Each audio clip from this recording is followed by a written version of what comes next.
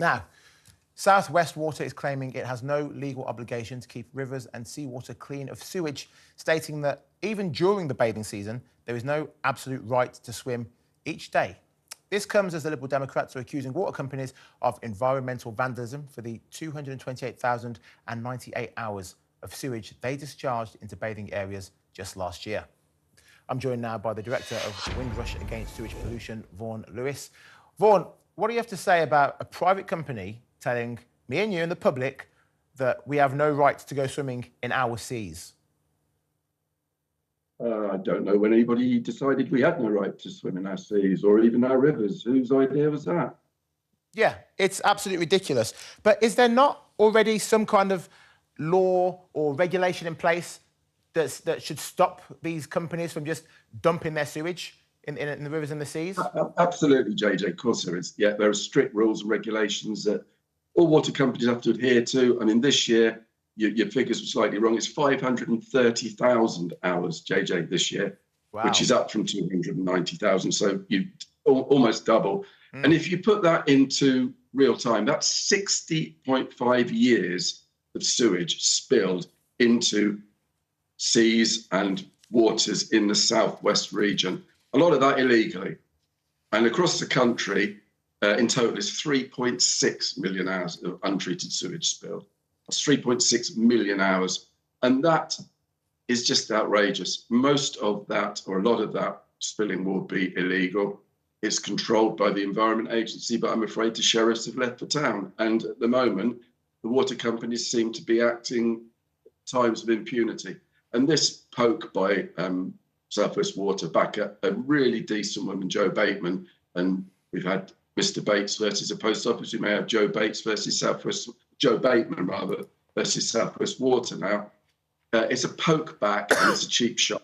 And they really need to get their act together, as do all of the other water companies. I mean, 66% of people in Britain said that they would like to see water companies abolished and some kind of not-for-profit organisations taking their place. Yeah, it's essentially like they're just fly tipping. If you or I just went and dumped our rubbish down some alleyway, the cops will be onto us. But they are essentially just fly tipping sewage into the waterways. And this comment that South West Water made, it's as if they are polluting on purpose and they do not care and they're going to continue to do it then. They are polluting on purpose. You know, these companies have made a deliberate pollute for profit decision across Britain, across England anyway. It's outrageous. You know, you can see the consequences of the equity stripping that's happened across the region, with Thames Water now facing, you know, bankruptcy and extinction within the next few weeks if the government doesn't step in and change the rules to protect it.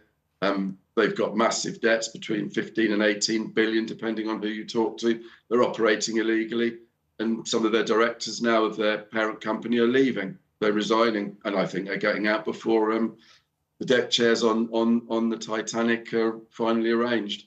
So what damage is this doing to our coastlines, our ecosystem? Are our fish dying? Are our waters so polluted that we can't even fish in them in some parts? In some rivers, yeah. I mean, you know, the evidence is quite clear. You're showing some good pictures there, or some horrible pictures actually, of sewage pouring into rivers, sewage fungus, high phosphorus levels, levels of various chemicals, antimicrobial resistant bacteria. There's, you know, you name it, we're getting it. Some of the impacts are quite clear. You see dead fish, that's immediate, that's a catastrophic, you know, acute impact. But we're getting chronic impacts, which will, you know, they'll surface over the years and we'll see it and we'll wonder who let this happen. And, you know, we know who let this happen and we need time to change. Right, so, and why is there so much sewage being discharged? Neglect. It's a failure to invest. I mean, you know, 1989, water privatisation. These water companies were given a set of assets with a clean book, and they have managed to rack up massive debts, and they have taken something around £70 billion in dividends in the meantime. They've just stripped everything out. They've not invested. There's been no true equity investment in Thames Water ever since privatisation.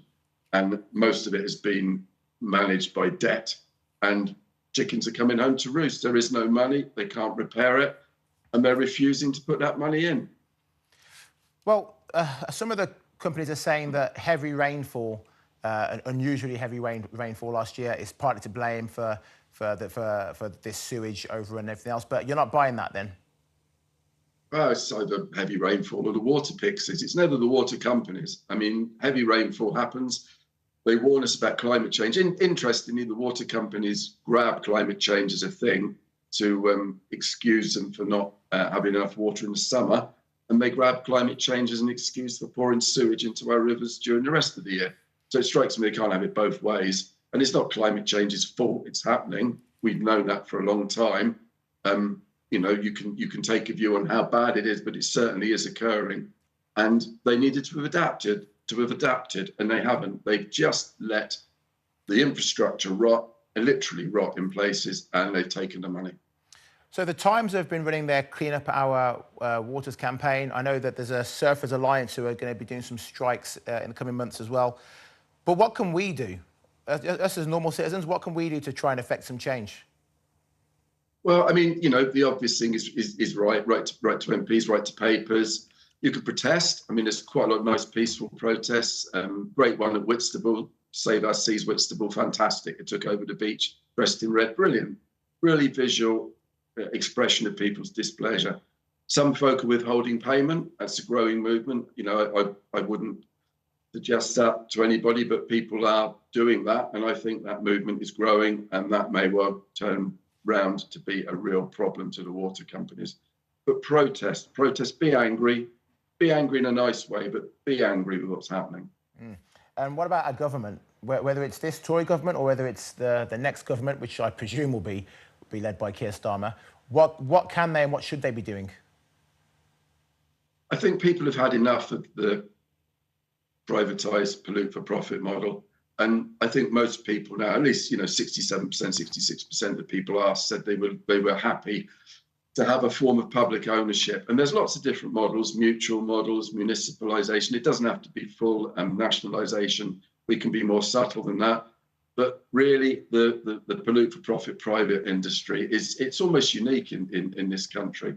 Most countries in the world now have got a state-owned or a not-for-profit water industry. It's so important. It's like, you know, someone trying to privatise the air around us. It just doesn't work. Well, the fact that even one of our great British institutions, the Oxford-Cambridge boat race, is in danger of not being able to continue again. We just saw one of the rowers fell sick because of the high levels of E. coli in the Thames. What these water companies are doing is absolutely criminal, and I just cannot believe that they are they've gotten away with it thus far, and from the looks of it, they're going to continue to get away with it. Yeah, I mean, you know, one can only hope that the Environment Agency and Ofwat, the regulators, actually start fighting back and pulling their weight and doing what they're supposed to do. But this government and other governments, I'm sure, will find any excuse to protect this model. It's crazy. They are, you know, they're forming a lager around a dead and dying beast. They need to just put it out of its misery, change the model, and move on. Then it may still be a mess, but it will be our mess, and we can all see what's going on. It will be transparent. We will have good access into what's happening with money, and there will be some accountability through democratic local means. I mean, that's what's missing. Decent regulation and decent accountability for our money. I mean, Thames are putting our bills up or want to put our bills up 50%. That's unacceptable. That's utterly unacceptable. Yeah. Well, Vaughan Lewis, Director of the Windrush Against Sewage Pollution, thank you very much for your time. Okay, thank you, JJ. Nice to speak to you. Bye-bye.